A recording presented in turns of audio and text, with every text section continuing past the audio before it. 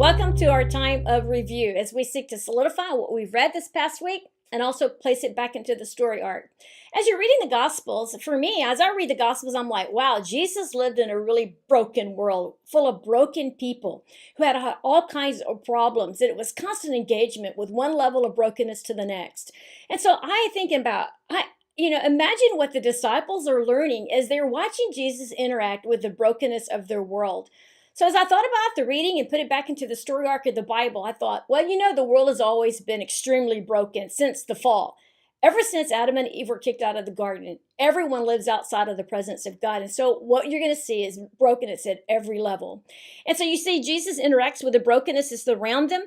And we see and understand that Jesus' world that he lives and ministers in, that he's instructing his disciples to see as he sees, that is not new. The world has always been this messy with messy, broken people. But one of the things that impresses me is how Jesus is ultimately always the answer. In our reading this week, he announces, I'm the bread of life. I am the living water.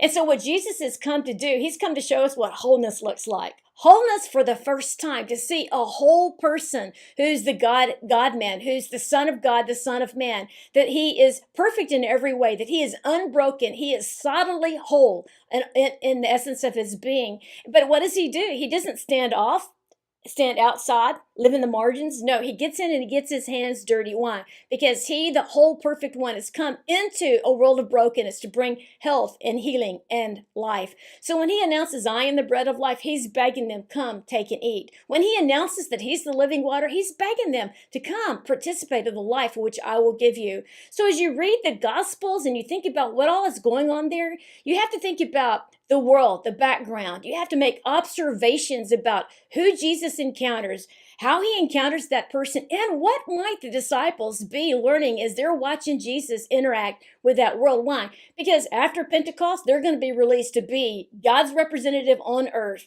to roll up their hands, get their hands dirty in the brokenness of life, to bring not something that they can give themselves. They're not living water. They're not bread. Jesus is. But to take with them what they know is true about Jesus, the one who transfigured himself before them, the Son of God and the Son of Man. He's come to enter into our brokenness, to be that innocent who shed his blood on behalf of guilty people, to give them life and to make them whole.